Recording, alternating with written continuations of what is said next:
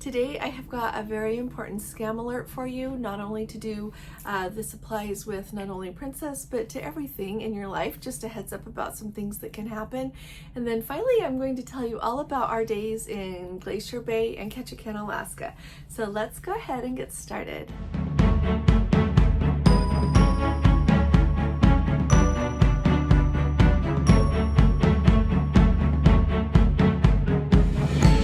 Hi there, this is Allison with Let's Go Travel Tips, and today is Friday. It is August 2nd of 2024, and let's start at the very top with a warning. If someone calls you and they say they are from Princess and you want to do whatever it is that they're offering, if they're offering you one of those Princess promotion packages or they say they are going to help you with your booking, don't bite. Don't bite. Hang up. And if you have any questions about your booking, call your travel agent. If you don't have a travel agent, call 1-800-PRINCESS. Don't even Google a phone number because scammers are getting very slick at how they work the search engine so that you can Google like Princess phone number and actually the wrong phone number can come up. And then you call someone and it's somebody who's going to scam you. So call 1-800-PRINCESS if you want anything with Princess. If someone calls you offering one of those Princess promotion packages and you decide it's the right thing for you to do, don't book it with that person on the phone because we don't know who's calling us. You hang up and you call 1-800-PRINCESS and tell them you want to be connected with someone to buy one of those packages. Like I said, if you've got a booking, call your travel agent. They're going to be able to help you. If you don't have a travel agent, call 1-800-PRINCESS. That is so, so important. Mark my words. And I wouldn't buy anything from anybody else on a phone call. There are too many slick people out there who will take advantage and can make a really big mess of things, not only of your cruising things, but other things in your life. So that's a really important warning. And I hope that this helps people out in the long run because I know people are having trouble. Alrighty, now we're going to talk about the fabulous days that we had in Glacier Bay and Ketchikan.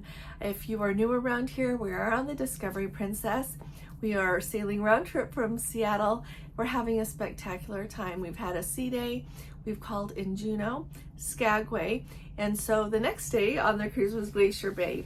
So Glacier Bay is always to me a really special day. I would say that if you are on an Alaskan cruise and you're not going to Glacier Bay, but you are cruising one of the other glaciers, whether it's the Endicott and Dawes Glacier or you're going to Hubbard, the Tracy Arm Fjord, wherever it is you're going, to me, those are really special days. And when you go to Glacier Bay, first thing in the morning as you enter Glacier Bay, there is a National Park Service station there, and they take rangers on board the ship. And they always set up a place. On this ship, it was in the Vista Lounge where they sell some of their national park things that people maybe want to buy. They have a stamp set up so you can stamp your national park passport. If you accidentally left it at home, they always have slips of paper that you can stamp and then put in your book when you get home. They've just got a lot going on, as well as the rangers there to answer any questions. They also have a ranger who is up doing commentary about what you are seeing when you're in Glacier Bay. They always have a little kickoff for Glacier Bay where you can attend if you want to. There's a lot of things going on. So you look at your schedule of events and decide what you want to go to. But as we entered Glacier Bay, it was foggy, and that always makes me worry. This is not the first time that it has been foggy when we have entered Glacier Bay, and sure enough, as we entered, it was quite a foggy day. And so when you go through Glacier Bay, they do run a commentary, whether you can see everything they're talking about or not. They will tell you about different things about Glacier Bay. They do a really good job of it, and so as we went through, of course, the rangers were running their commentary. You can hear what they have to say on the bridge cam. If you are on a Princess cruise and your bridge cam is not working, you call guest services and they reset your TV. We had to do that. We've had to do it before, but that's how you get your problem solved. If your TV is not working right, they have to reset it. So they did, and then we could hear what the ranger was saying. And so we were going through, they take you to Glacier Bay, and then you stop at the Marjorie Glacier. As we got there, the fog lifted enough as we were approaching so that we could see it.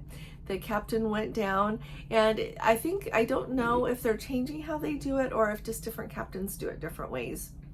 This is our 6th time to Alaska, and the times that we have been before, the way that they have done it is they pull up to the glacier and then rotate the ship. You're on the one side for about a half an hour, then they rotate it on the other side for about a half an hour, and so that, you know, people from their balconies or whichever side of the ship you are on, you can see it, because the top decks often get really full because people want to take in the entire vista of seeing everything, as well as if they have an ocean view or an interior, they're going to want to be out there so they can see everything. This captain went down and turned 1.5 times, and off we went again. He was not in a big hurry. It was not half an hour that we were each side was facing the glacier, but we had plenty of time to see it. I took some video to share with you. And I love it. Is, like I said the other day, it's really interesting because when you are in Glacier Bay in the sunshine, it is so very beautiful. When you're in Glacier Bay and it is overcast, as long as the fog is lifted enough so that you can see the glacier, it's really interesting because you see some of the different colors in the ice a little bit differently. So I like both days. I like to see it both ways. This time I was it did rain a little bit while we were down there at the Marjorie Glacier. We were up enjoying, and then Gordon actually went up there, and then I was almost there to join him, and he's like, wait, I'm coming back to the balcony because it's raining. And so we went up again a little bit later and took in the vista. But she is spectacular. Right by her is the Grand Pacific Glacier that is covered over with dirt, and so you can't see it quite so much. Dirt is just a very basic term for the terrain that covers it, but absolutely spectacular. And then we ended up, you know, so then you turn around to go back down again because it's a dead end there. And if you have a clear day, then you can pause at the head of the bay where the Johns Hopkins Glacier is, but it was just all fogged up. There is no way that you could see it. And so we didn't stop, we kept going. We did have beautiful views though of the Lamplugh Glacier, which is another very beautiful glacier. It's not as big as the Marjorie Glacier, but it is still an absolutely beautiful glacier.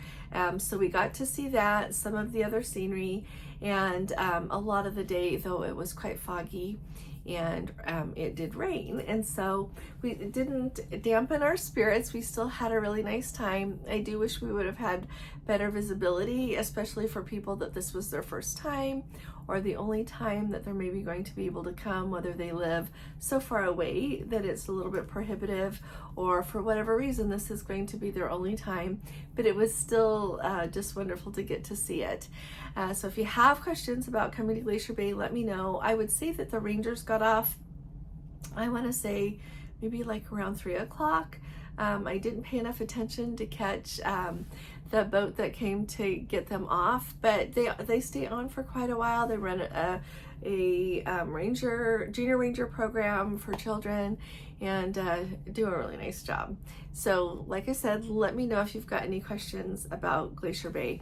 And I would say that to go to Glacier Bay, it's beautiful just to look at it, but I have really enjoyed reading a lot of books about Glacier Bay, about John Muir, and just everything that goes with coming to Glacier Bay.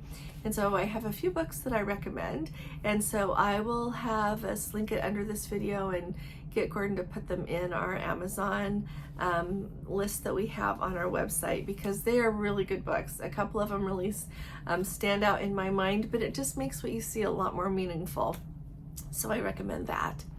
And so the rest of Glacier Bay Day is a little bit just kind of like a sea day. The whole day is, because you don't get off the ship, but we just had a really nice time in the afternoon, and then we went to dinner with our group, and we're having a really nice time. I think I told you when we got on the ship I wasn't super happy because the night before we got here we landed in Seattle and there was the email giving us the 8 p.m. dining time. but they've been really nice. It put us at 7:30, and the first evening it ended up being more like 7:45, but after that they were able to keep us at 7:30. So we've just been having a ball at dinner time every evening. Also, when you sail on the Discovery Princess, you need to ask for Sunny as your waiter in the main dining room, Juno. He does an outstanding job. We've had the pleasure of dining with him the last few evenings. He remembers everything about everyone. He makes dinner time really fun. He's very sharp, extraordinary attention to detail. It's just such a pleasure to go for dinner when he's your waiter. It's nice to go anyway. And so we not only have an amazing group of people, just absolutely wonderful, but we have the best waiter. And so ask for Sunny, Sunny, Juno Dining Room when you're on the Discovery Princess. Alrighty, on to Ketchikan. So we ended up pulling into port there at Ketchikan. We were due to arrive at 7 o'clock. We were just a couple of moments late pulling up to the dock, and then it took them some extra time to be able to get the gangways down and everything ready to go. So when you arrive in Ketchikan, ever since COVID, that is a port that they always have you meet on the pier, and so you'll see all of the different excursion leaders and crew members holding up a sign for whatever excursion you've got booked. So you just get off the ship and you need to go early because the meeting time is on the dock. And so we did that for our excursion. I do want to point out that you can see in my video, hopefully, that there are a lot of tour providers waiting there. There's a couple of them that actually have like a little thing set up saying what they offer, but there are also some other tour providers just standing there ready to take people on any tours they want to go on. They have a trolley that you can buy tickets for that takes you around town and does a little sightseeing spiel while you're on the trolley if you want to get around that way. The Discovery Princess, and my understanding is, I asked about it, it's because of the size of the ship. When we came on the Majestic, we pulled into the same place. So when you look at the city of Ketchikan there, right central to the city was like the Sapphire Princess was first, and then it was the Koningsdam. And so then we were next, and so it's not a really long walk. It's just not getting off and you're in the main square, okay? It's nothing like what you have to do when you come on Norwegian, and I'll talk to you about that in a minute. But as you get off the ship there, all of the excursion people are right there. They actually pull the buses right there. And if you are going to go on an excursion that's a walking excursion, you'll leave from there. If you are going on your own, you're just going to get off the ship and walk around the town. Right there at the pier, you head to your right, and like there are some shops immediately there that you can shop at as you head down, and it's maybe like a 5 or 10 minute walk depending on how fast you're going to walk, right to the center of town. So it's still very easy to access, and if you just wanted to get a souvenir, you didn't want to walk clear down there, there are lots of places right there handy by the ship. Now, the excursion that we had booked was the Crab Feast and Wilderness Exploration boat ride. So usually we have done this, I have done it 2 other times, and Gordon did it once with me, and that's what he really wanted to do again, so I'm in. And usually when we have done it, you get out, they take you to the George Inlet Lodge. They've got a shuttle bus there waiting to take you, and you get there and they take you on the boat ride. They take you out, show you the crab pots, and you see quite a bit of wildlife otherwise. And it's really, really beautiful scenery, and it's scenery that you don't see sailing in and you don't see it sailing out. And so it's really nice that it goes up another channel, another direction. And it's been beautiful every time we've done it. Well, this time when we arrived at the George Inlet Lodge there, they fed us first. And so like at 8 o'clock in the morning, we were having crab. The only thing that I wasn't crazy about with it is this time, like they didn't just say it once, they said it a lot of times that, you know what, you guys were 20 minutes late, and like we have no control over that. And we got on the bus and we left when the bus driver took us, and we got there. So they kept saying that, and so they really, really rushed breakfast. You would think of it as lunch, but it was breakfast. And so they really, really rushed. I saw some people that were asking for more crab, and they're like, no, we're out of time. And so that was a little bit of a disappointment. You start off with a salad, It's lettuce with some mandarin oranges on top, no dressing. You just squeeze a lemon on it if you want to, and that was just fine. And then they bring around the Dungeness crab for you to eat, and then at the end they have a piece of cheesecake with the blueberries on top of it in a sauce. And so it was absolutely delicious, but I just felt like I was in a huge hurry. And I understand that they have more groups coming, but I honestly feel like watching everything that happened. They had us all out of there, and then they brought people in another door, like after we'd been outside 15 or 20 minutes. So I know that it's a tight turnaround. It just wasn't done really graciously, and we were in such a hurry that people really didn't get the experience that I feel like they really wanted. After we got done with that, we went and got on the boat, took the wilderness exploration segment of that excursion, and it was absolutely beautiful. Every time we've done it, they have a driver for the boat, of course, and we've had, the guide that is with us. They really do a good job. They tell you everything about wildlife, so much information about the crabs and everything, and the whole area. That's where like the Libby cannery was back in the day when they were canning lots and lots of salmon. So they tell you the history. It's very interesting. But would I do that excursion again? No. What we're going to do next time, though, I know what I'm going to do. I spoke with one of our group members, and he was telling me that he did an excursion that, you can book that lumberjack show in Ketchikan, which is really fun. We've seen that before. But you can also book it that you get the crab lunch afterwards. And he said that it was really nice. It wasn't rushed.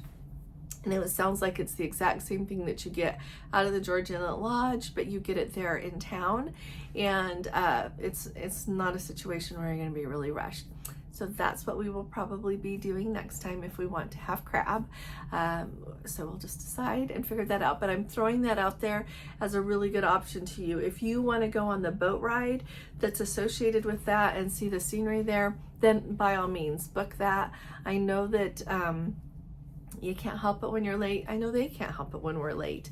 But just throwing that out there, unless you specifically wanted to go on a little boat ride, try the thing in town, okay? If you've got other questions, let me know. We've done the Misty Fjords excursion a couple of times, and we've done another one that took us on a boat ride to see wildlife one time. Done lots of different things. We've gone to Herring Cove before to look for bears, and had just a lot of fun in Ketchikan. I don't know, Juneau's okay to me. I love the Mendenhall Glacier and seeing the whales there, but as a town itself, it doesn't really grab me. I love Skagway, and there is so much to see and do in Skagway. I would say Skagway and Ketchikan are my favorites of where I go and see everything. You can see glaciers from Skagway, and so but the Mendenhall is special. I don't know. You know what? There are good things everywhere you go. So we had, though, it was a sunny day in Ketchikan, if you can believe it or not. We've been there on sunny days before. We've been there on rainy days. But it was absolutely just such a beautiful day. So we got back to town at the end of our excursion, had about an hour or so left. And so Gordon's nephew and niece, his wife, lived there. And so they were sweet and came and got us and took us off for an hour or so that we could get to see them and have a nice visit. And then they just dropped us right off at the port. Really long lines to get back on the ship. That brings me, though, to tell you about Norwegian. So when you go on Norwegian, really close there to the pier, I think it's pier number 4 there, where the Discovery Princess is birthed, is where they run the shuttles from to take everybody back to the Norwegian Bliss, Norwegian Encore, whoever you're on with Norwegian. And so it is super congested there because you've got long lines of people with Norwegian waiting. So why I'm telling you this is because make sure you're in the right line, okay? I talked to somebody once we were on board the ship and they were accidentally waiting. They just came back towards the ship and thought it was the line to get on board, and it ended up being in the wrong line for a while. So ask about which line you're in. And we got back, you know, all aboard was at 12:30. We got back at about 12:25, and the lines were huge to get on board this ship. And so just hop in line, and they had divided it up, and we're using 2 gangways, so it actually went really quickly. But a lot of people were back at the same time because the time in port was only from 7 in the morning until the sail away was at 1 o'clock. And then the captain came on not too long before 1 o'clock and said that one of the guests on board needed some medical attention, and so we were delayed leaving until 1:30, 1:45, right in that time frame there. So if you have missed our sail away from yesterday, you're going to want to catch it because it was absolutely beautiful outside.